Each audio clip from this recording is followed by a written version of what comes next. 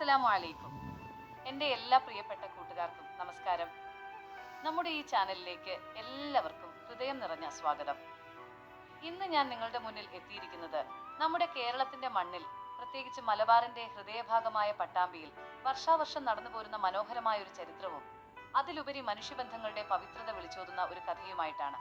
പട്ടാമ്പി നേർച്ച എന്ന് കേൾക്കുമ്പോൾ തന്നെ നമ്മുടെ മനസ്സിലേക്ക് ആദ്യം വരുന്നത് നെറ്റിപ്പട്ടം കെട്ടിയ ഗജവീരന്മാരും ആകാശത്ത് വിസ്മയം തീർക്കുന്ന വെടിക്കെട്ടും ഭാരതപ്പുഴയുടെ ആ തണുത്ത കാറ്റുമാണ്. എന്നാൽ ഈ ആഘോഷങ്ങൾക്കെല്ലാം പിന്നിൽ വലിയൊരർത്ഥമുണ്ട്. ജാതിയും മതവും ഭാഷയും ഒന്നുമില്ലാതെ മനുഷ്യരെല്ലാവരും ഒന്നാണെന്നും സ്നേഹമാണ് ലോകത്തിലെ ഏറ്റവും വലിയ മതമെന്നും പഠിപ്പിച്ച മഹാന്മാരുടെ സ്മരണയാണത്. പട്ടാമ്പി തങ്ങൾ എന്നറിയപ്പെടുന്ന ആലൂർ വലിയ പൂക്കുഞ്ഞിക്കോയ തങ്ങളുടെ കാലം മുതൽ തുടങ്ങിയ ഈ വലിയ നന്മ ഇന്നും ഒരു കുറവും കൂടാതെ നമ്മുടെ നാട് കാത്തുസൂക്ഷിക്കുന്നു. ഇന്നത്തെ ഈ വീഡിയോയിൽ ഞാൻ വിവരിക്കുന്നത് പട്ടാമ്പി നേർച്ചയുടെ പശ്ചാത്തലത്തിൽ ഹൈദർ എന്നും ശങ്കുണ്ണി എന്നും പേരുള്ള രണ്ട് ആത്മമിത്രങ്ങളുടെ കഥയാണ്.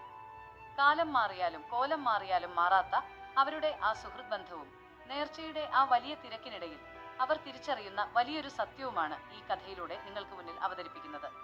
നിലാനദിയുടെ തീരത്ത് നിന്നും തുടങ്ങുന്ന ഈ കഥ നമ്മെ ഓരോരുത്തരെയും സ്നേഹിക്കാൻ പ്രേരിപ്പിക്കും. അതുകൊണ്ട് ഈ വീഡിയോ നിങ്ങൾ അവസാനം വരെ കാണുക. നമ്മുടെ നാടിന്റെ ഈ ഐക്യവും സൗന്ദര്യവും എല്ലാവരിലേക്കും എത്തട്ടെ. വീഡിയോ ഇഷ്ടപ്പെട്ടാൽ ലൈക്ക് ചെയ്യാനും ചാനൽ സബ്സ്ക്രൈബ് ചെയ്യാനും മറക്കരുത്. നമുക്ക് ആ മനോഹരമായ കഥയിലേക്ക് കടക്കാം. കുംഭമാസത്തിലെ ആ തണുത്ത കാറ്റ് വീശി തുടങ്ങിയാൽ പിന്നെ എല്ലാവരുടെയും മനസ്സിൽ ആനച്ചന്തവും ചെണ്ടമേളത്തിന്റെ താളവുമാണ്. ഭാരതപ്പുഴയുടെ തീരത്തെ ആ വലിയ പള്ളിയും അവിടുത്തെ തങ്ങളുടെ സ്മരണയും നാടിന്റെ ഉത്സവമായി മാറുന്ന കാലം. പട്ടാമ്പിക്കടുത്തുള്ള ഒരു ചെറിയ ഗ്രാമത്തിലാണ് ഹൈദറും ശങ്കുണ്ണിയും താമസിച്ചിരുന്നത്.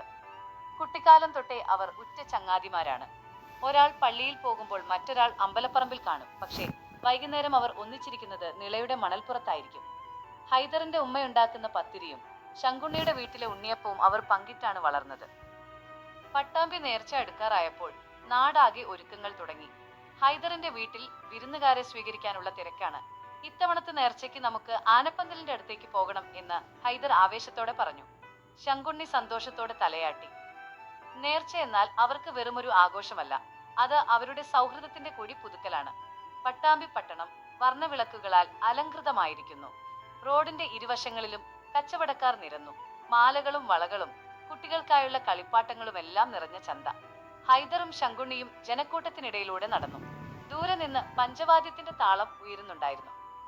നോക്കൂ ശങ്കുണ്ണി, അതാ വരുന്നു പട്ടാമ്പി തങ്ങളുടെ ആനകളെന്ന് ഹൈദർ വിരൽ ചൂണ്ടി പറഞ്ഞു. നെറ്റിപ്പട്ടം കെട്ടിയ ഗജവീരന്മാർ ഗാംഭീര്യത്തോടെ നടന്നു വരുന്നു.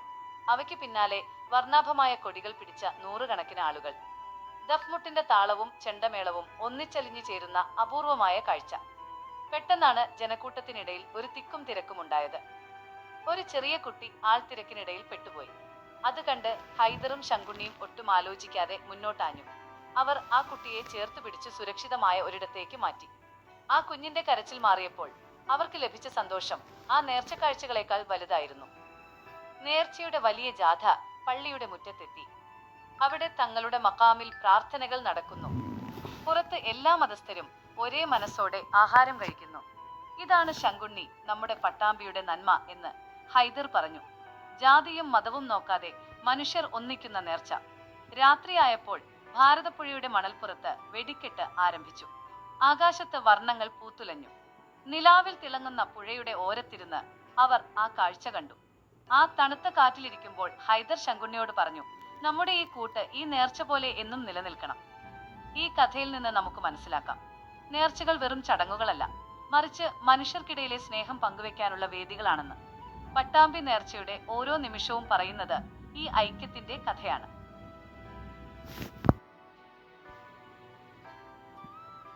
പട്ടാമ്പിയുടെ തെരുവുകളിൽ നേർച്ചയുടെ ആരവം മുറുകുകയാണ്. ആനകളുടെ മണികളും ചെണ്ടയുടെ കൊട്ടും അന്തരീക്ഷത്തിൽ അലയടിച്ചു. ഹൈദറും ശങ്കുണ്ണിയും ആ ജനസമുദ്രത്തിന് നടുവിലൂടെ നടക്കുമ്പോൾ അവരുടെ ഉള്ളിൽ പഴയകാല ഓർമ്മകൾ തിരതല്ലി. ഓരോ വർഷവും നേർച്ച വരുമ്പോൾ പട്ടാമ്പി ഒരു പുതിയ വധുവിനെ പോലെ ഒരുങ്ങും.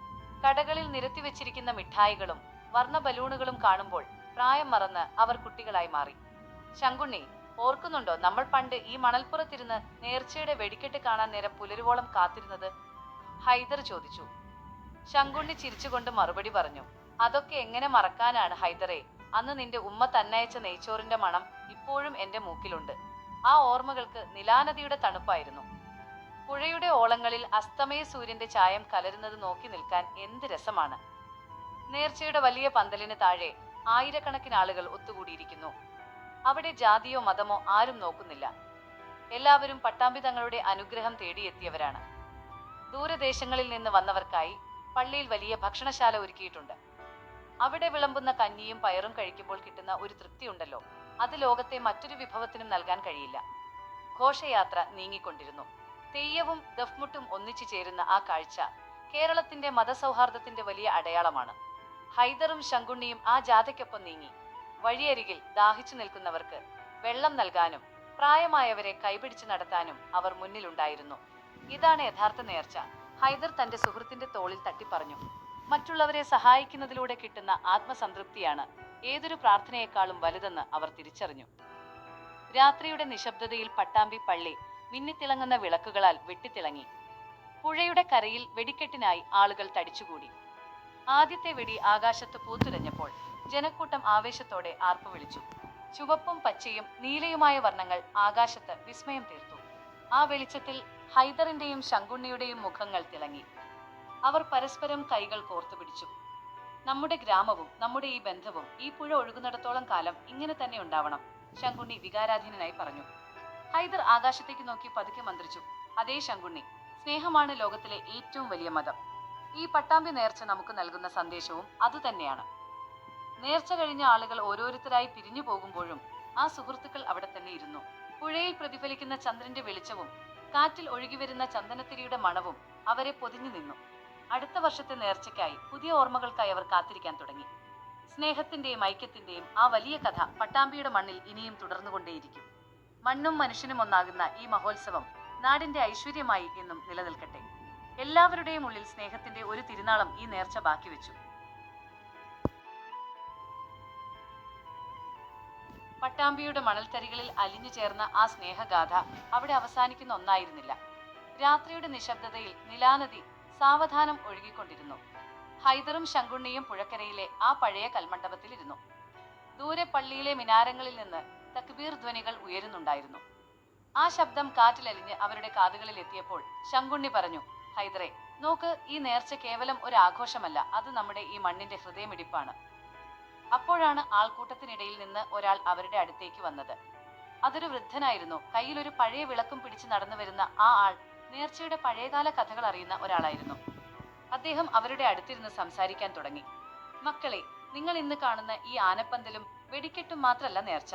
പണ്ട് കാലത്ത് പട്ടാമ്പി തങ്ങൾ ഈ തീരത്തിരുന്ന് മനുഷ്യരെ സ്നേഹിക്കാൻ പഠിപ്പിച്ച ആ കാലമുണ്ട്, അതായിരുന്നു യഥാർത്ഥ നേർച്ച. ഹൈദറും ശങ്കുണ്ണിയും ആ വാക്കുകൾ ശ്രദ്ധയോടെ കേട്ടു. ആ വൃദ്ധൻ തുടർന്നു. ജാതിയും മതവും നോക്കാതെ വിശക്കുന്നവർക്ക് അന്നം നൽകാനും മുറിവേറ്റവർക്ക് മരുന്ന് നൽകാനും അദ്ദേഹം കാണിച്ച ആ വലിയ മനസ്സ്, അത് നമ്മൾ ഓരോരുത്തരും നമ്മുടെ ജീവിതത്തിലേക്ക് പകർത്തണം. ആ രാത്രിയിൽ പട്ടാമ്പി പട്ടണം ഒരു സ്വർഗം പോലെ തോന്നി.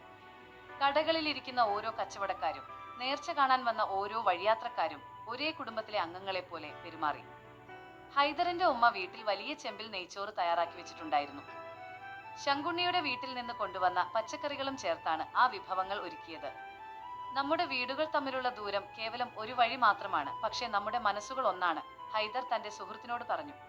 നേർച്ചയുടെ സമാപന ദിവസം നേരം പുലർന്നപ്പോൾ പട്ടാമ്പി മറ്റൊരു കാഴ്ചയ്ക്ക് സാക്ഷിയായി. പുഴയുടെ കരയിൽ ആയിരക്കണക്കിന് ആളുകൾ അണിനിരന്നു. ഗജവീരന്മാർ ഭാരതപ്പുഴയിൽ ഇറങ്ങി നീരാടി നിൽക്കുന്ന ആ ദൃശ്യം അതിമനോഹരമായിരുന്നു. ചെണ്ടയുടെ താളം മുറുകിയപ്പോൾ ജനക്കൂട്ടം ആവേശത്താൽ ആർപ്പു വിളിച്ചു. ആ ആവേശത്തിനിടയിലും ഹൈദറും ശങ്കുണ്ണിയും ഒരു കാര്യം ശ്രദ്ധിച്ചു. ഒരു വയസ്സായ അമ്മ വെയിലത്ത് തളർന്നു നിൽക്കുന്നു. അവർ ഓടിച്ചെന്ന് ആ അമ്മയ്ക്ക് തണലേകി അവർക്ക് കുടിക്കാൻ വെള്ളം നൽകി. ദൈവം വരുന്നത് ആനപ്പുറത്തല്ല, ഇങ്ങനെയുള്ള പുണ്യപ്രവൃത്തികളിലൂടെയാണ്. ആ വൃദ്ധ അവരുടെ തലയിൽ കൈവച്ച് അനുഗ്രഹിച്ചപ്പോൾ ശങ്കുണ്ണിക്ക് തോന്നി, നേർച്ച കഴിഞ്ഞ് പള്ളിയുടെ പടികൾ ഇറങ്ങുമ്പോൾ ആ സുഹൃത്തുക്കളുടെ ഉള്ളിൽ ഒരു വലിയ ഉറപ്പുണ്ടായിരുന്നു.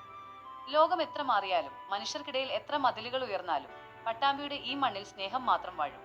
പള്ളിയിലെ തങ്ങളുടെ മക്കാമിൽ ചന്ദനത്തിരിയുടെ ഗന്ധം പടർന്നു പന്തലിച്ചു. ആ ഗന്ധം ഹൈദറിനെ ഒരു സ്വപ്നത്തിലെന്ന പോലെ ആവേശിച്ചു. തങ്ങൾ പഠിപ്പിച്ച ആ വലിയ സത്യം, മനുഷ്യത്വം, അത് ലോകം മുഴുവൻ പടരണമെന്ന് അവൻ പ്രാർത്ഥിച്ചു. അന്ന് വൈകുന്നേരം അവർ വീണ്ടും നിളയുടെ തീരത്ത് ഒത്തുചേർന്നു. ആകാശത്ത് അസ്തമയ സൂര്യൻ ഒരു വലിയ കുങ്കുമപ്പൊട്ട് പോലെ തിളങ്ങി. പുഴയിലെ ഓളങ്ങളിൽ ആ പ്രകാശം തട്ടിത്തെറിച്ചു. ശങ്കുണ്ണി തന്റെ കയ്യിലിരുന്ന ഒരു ചെറിയ മൺവിളക്ക് തെളിയിച്ച് പുഴയിലേക്ക് ഒഴുക്കി. നമ്മുടെ സ്നേഹം ഈ വെളിച്ചം പോലെ എന്നും ലോകത്തിന് വഴികാട്ടട്ടെ, ശങ്കുണ്ണി പറഞ്ഞു. ഹൈദർ തന്റെ സുഹൃത്തിന്റെ കൈകൾ ചേർത്തു പിടിച്ചു. പട്ടാമ്പി നേർച്ച അവസാനിച്ചിട്ടില്ല. അത് ഓരോ മനുഷ്യന്റെയും ഉള്ളിൽ ഒരു വലിയ സ്നേഹമായി, ഒരു വലിയ ശക്തിയായി ഇന്നും തുടരുകയാണ്. ഈ കഥ കേൾക്കുന്ന ഓരോരുത്തരുടെയും ഉള്ളിൽ പരസ്പര സ്നേഹത്തിന്റെ ഒരു വലിയ ഉറവയുണരട്ടെ. ജാതിയും മതവും രാഷ്ട്രീയവും മാറ്റി നിർത്തി നമുക്ക് ഒരേ ഒരു മനസ്സായി പട്ടാമ്പിയുടെ മണ്ണിലെ ആ വലിയ സന്ദേശം ലോകത്തിന് കൈമാറാം. ഈ മണ്ണ് പുണ്യമാണ്, ഈ സൗഹൃദം അതിലേറെ പുണ്യമാണ്.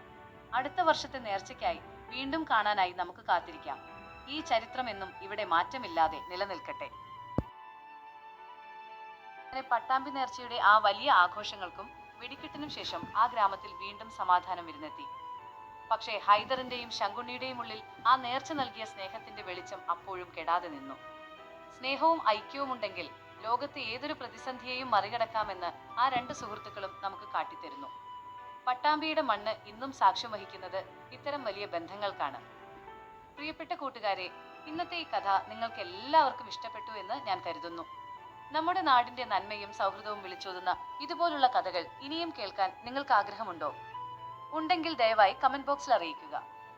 നിങ്ങളുടെ ഓരോരുത്തരുടെയും അഭിപ്രായങ്ങൾ എനിക്ക് വലിയ പ്രചോദനമാണ്. ഈ വീഡിയോ നിങ്ങൾക്ക് പ്രയോജനകരമായി തോന്നിയെങ്കിൽ ദയവായി ഒന്ന് ലൈക്ക് ചെയ്യുക. നിങ്ങളുടെ കൂട്ടുകാർക്കും ബന്ധുക്കൾക്കും ഈ മനോഹരമായ കഥ ഷെയർ ചെയ്തു കൊടുക്കാനും മറക്കരുത്. ഇതുവരെ നമ്മുടെ ഈ ചാനൽ സബ്സ്ക്രൈബ് ചെയ്യാത്തവരുണ്ടെങ്കിൽ ഇപ്പോൾ തന്നെ ആ സബ്സ്ക്രൈബ് ബട്ടൺ ഒന്ന് അമർത്തുക. കൂടെയുള്ള ബെല്ലൈക്കൺ കൂടി ക്ലിക്ക് ചെയ്താൽ ഞാൻ ഇടുന്ന പുതിയ വീഡിയോകൾ നിങ്ങൾക്ക് ഉടൻ തന്നെ കാണാൻ സാധിക്കും. നമ്മുടെ ഈ ചെറിയ ചാനലിനെ ഇത്രയും കാലം പിന്തുണച്ചതിനും ഈ വീഡിയോ അവസാനം വരെ കണ്ടതിനും എല്ലാവരോടും ഞാൻ ഹൃദയം നിറഞ്ഞ നന്ദി അറിയിക്കുന്നു. കൂടുതൽ നല്ല കഥകളുമായും അറിവുകളുമായും അടുത്ത വീഡിയോയിൽ നമുക്ക് വീണ്ടും കാണാം. അതുവരെ എല്ലാവർക്കും നന്മകൾ നേരുന്നു. എല്ലാവർക്കും ഒരിക്കൽ കൂടി നന്ദി, നമസ്കാരം.